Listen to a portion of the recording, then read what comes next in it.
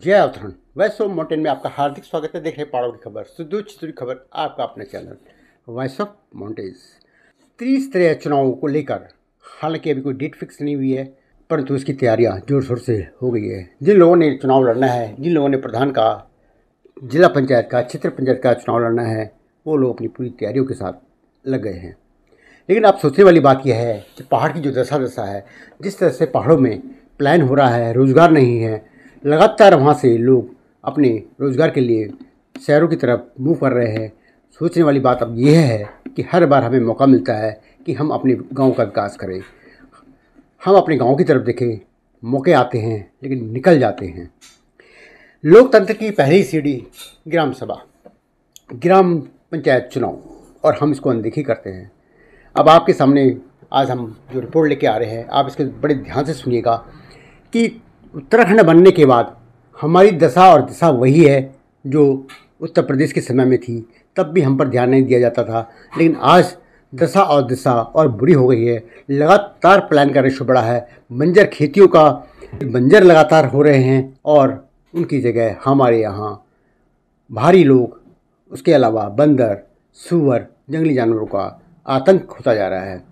हम आपसे बात करने जा रहे हैं त्रिस्तरीय चुनाव की। अब इस त्रिस्तरीय चुनाव की जैसे पहली आरक्षण सूची जैसी जारी हुई थी, आपने देखा होगा कि जिले स्तर पर लोग वहाँ पर अपनी अपनी शिकायतें लेके पहुँचे थे और पौड़ी के अंदर ही 350 से ज़्यादा शिकायतें वहाँ दर्ज की गई थी।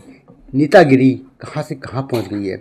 गांव का विकास होगा नहीं होगा, करना है नहीं करना है, वो कोई मायने नहीं है। हमें नेता बनना है, ये आज एक मायने हो गया है और हम लोग भी उसी भीड़ चाल में चल रहे हैं।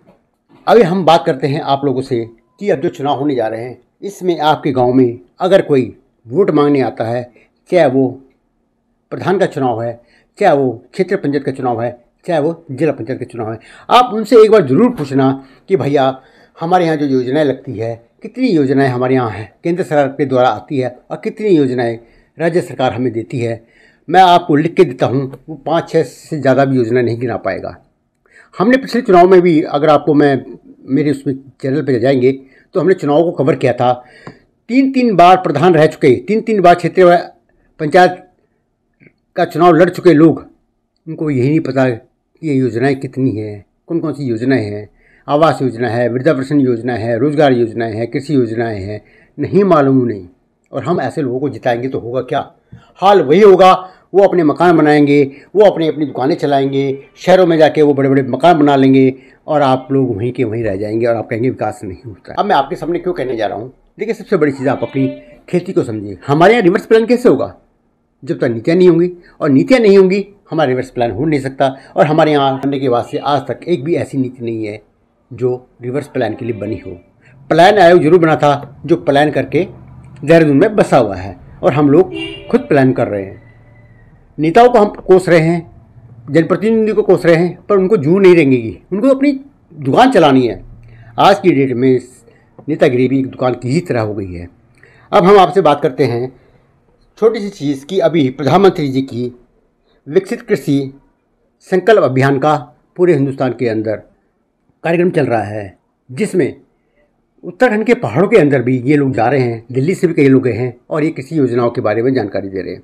लेकिन आपने देखा होगा, यदि आप में से कोई लोग इन कृषि योजनाओं, विकसित कृषि संकल्प अभियान के इस कार्यक्रम में गए हों, तो वहाँ पे आपने देखा होगा कि कीवी की फसल करनी है, आपको बागवानी करनी है, आपको कृषि करनी है, तो योजनाएँ ऐसी है, ऐसी योजनाएँ हैं कि जहाँ पे आपके पास 8 नाली से ज़्यादा ज़मीन एक जगह होनी चाहिए। तो क्या आप मानते हैं कि कितने लोग हैं हमारे पास जिनके पास अपनी खुद की ज़मीनें, अपने नाम की ज़मीनें चेक में हैं? आपको साथ में देता रहूँगा उन अधिकारियों की कि जिन्होंने ये कहा है कि आपकी कितनी नाली ज़मीन कहाँ पर कैसे होनी चाहिए। और करता है जिला योजना और मिशन योजना में उद्यानीकरण योजना, इसके लिए सामान्य जाति के लिए 20 नाली भूमि चेक में होना अनिवार्य है। सिंचाई की सुविधा एवं अनुसूचित जाति के लिए 10 नाली की भूमि एवं सिंचाई की सुविधा अनिवार्य है, जिसमें प्रथम वर्ष क्या उसमें सिर्फ उद्यानीकरण है। 50% राशि आता है, जिसमें पौधा निःशुल्क काश्तकार को 100% राशि से हम कर सकते हैं। बाकी कृषक स्वयं गड्ढा खुदान या अपने जो भी प्रारंभिक कार्य है स्वयं करता है। इसी प्रकार है हमारी जिला योजना में सब्जी प्रदर्शन जो कि निःशुल्क मिलता है, जिसके लिए 5 नाली भूमि पर विभाग उसको देता है, जो कि लगभग एक व्यावसायिक रूप में आता है कि जो बेचने के लिए काम करता है। किचन गार्डन के भी लोग प्राय क्या कहते हैं कि साहब वो दे दो, हमको प्रदर्शन दे दो। किचन गार्डन के लिए प्रदर्शन नहीं है, 5 नाली भूमि कम से कम उसके लिए चाहिए, जो कि व्यवसाय करे आदमी, स्वरोजगार से जुड़े। इसी प्रकार मिशन में भी इसी प्रकार की योजना में भी है। अब आई बात कीवी और उसके लिए एप्पल मिशन के लिए। कीवी में 5 नाली पे लाभ दिया जा सकता है, भूमि चेक में हो, काश्तकार के अपने नाम हो या लीज करवाई हो, काश्तकार के अपने नाम से लीज करवाई, क्योंकि अब हमारे यहाँ पे पर्वतीय क्षेत्र में भूमि 5 नाली एक सामने होना मुश्किल है, लेकिन उसके लिए लीज का वो है प्रोसीजर है कि लीज काश्तकार अपने नाम करवा ले, अपने परिवार की, रिश्तेदार की, जिसकी दो।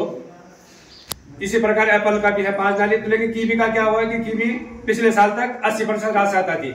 12 लाख की योजना में 2,40,000 रुपए कृषक बैंक करता था, लेकिन इस बार 70% राशि आता होगी, कृषक अंश 30% हो गया कीवी में। सेब में 3 सालों से 60 और 40 का चल रहा है। शुरुआत हुई थी 80-20 से, लेकिन सेब चल रहा है वर्तमान में 60-40 2-3 सालों से। और कीवी इस बार 70% होगी, जो कि 80% पिछले साल तक थी। तो इसके लिए अगर किसी भी काश्तकार को करना है तो हमारे किनगोड़ी खाल, धुमाकोट, हल्दूखाल में 3 केंद्र वहाँ के परिवार। ये पूरा मुद्दा हमारे नहीं है। हम 4 दशक से चकबंदी की एक मांग चल रही है, जिसे अभी तक लागू नहीं किया गया है। हालांकि 2020 चकबंदी एक्ट जो स्वैच्छिक चकबंदी है वो आया हुआ है, लेकिन कितने गांव वालों को, कितने ग्राम प्रधानों ने, कितने क्षेत्र पंचायतों ने, कितने जिला पंचायतों को ये मालूम है कि 2020 चकबंदी एक्ट आया हुआ है और उसे लागू करवाने के लिए कितने ग्राम प्रधानों ने, कितने क्षेत्र पंचायत और कितने जिला पंचायतों ने इसके बारे में लिख के दिया है, ये गाँव में जन जागरण किया है। एक बता देना प्रधान, क्यों? क्योंकि प्रधान को अपना रोजगार चलाना है, क्षेत्र पंचायत को अपना रोजगार चलाना है, जिला पंचायत को अपना रोजगार चलाना है। आपको आपकी फायदे की चीज़ नहीं बताएगा। पहले तो आपका परिचय। जी, मैंने कहा सर, जैसे 1950 की भूमि बंदोबस्त है हमारे यहाँ गोल खातों में दर्शाई गई है। अब जैसे 2 या 3 भाई हो गए, परिवार वृहत हो गया, तो ये समस्या आगे भी शायद आने वाली। इस पे देखिए, ये भूमि बंदोबस्त ये तो अपने आप में एक बड़ी प्रक्रिया है, लेकिन सरकार ने इसके लिए हर ग्राम सभा को एक अधिकार दिया है कि अगर वो ग्राम सभा के 95% जो भूमिधारी लोग हैं वो अगर तैयार हो जाते हैं तो भी सरकार वहाँ चकबंदी के लिए प्रयास करेगी। उस ग्राम को वरीयता भी दी जानी है विकास कार्यों में। तो इस प्रकार के हमने अनेकों ग्रामों में इसका प्रचार भी किया है, लेकिन तो कहीं पर से भी अभी तक हमें प्रस्ताव पूर्ण रूप से प्राप्त नहीं हुए। नोटरी सहित सभी प्रपत्रों में हमें कागज अभी तक प्राप्त नहीं हुए, तो इसमें हमें कार्यवाही गतिमान है। तो उन किसानों को क्या कहना चाहेंगे जो अभी गोल खातों में दर्शाए गए खाते? और देखिए, गोल खाते तो अलग चीज होगी, वो तो एक तहसील का विषय है कि वो उनके आपसी बंटवारा कैसे होगा। किंतु कृषि के रूप में हमारा मानना ये था कि अगर लोग जो गांव में रह रहे हैं वो अपना चकबंदी करके एक तरफ को अपना घेरा बना लें, और जो गांव से बाहर चले गए हैं उन लोगों का एक तरफ को घेरा हो जाए, तो उसके लिए अगर वो तैयार हो जाए, मैं उस योजना की आपको बता रहा हूँ, तो सब लोगों का भूमि जो खेती कर रहे हैं उनका एक तरफ को चेक हो जाएगा, जो नहीं है बंजर है वो पैच दूसरा हो जाएगा। तो इसके लिए गवर्नमेंट ने स्कीम चला रखी है। Thank you sir. हमारी जो बिखरी ज़मीनें हैं वो आज की डेट में हमारे नाम पे भी नहीं है।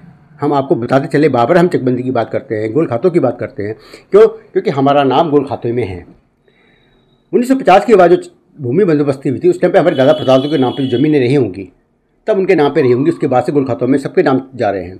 और आज की डेट में राजस्व गांव के हिसाब से अगर अपनी खाता खतौनी निकालते हैं तो आपके अगल बगल के गांव का जो राजस्व गांव के अंदर आते हैं उनके नाम भी आपके उस गोल खाते में मिलेंगे।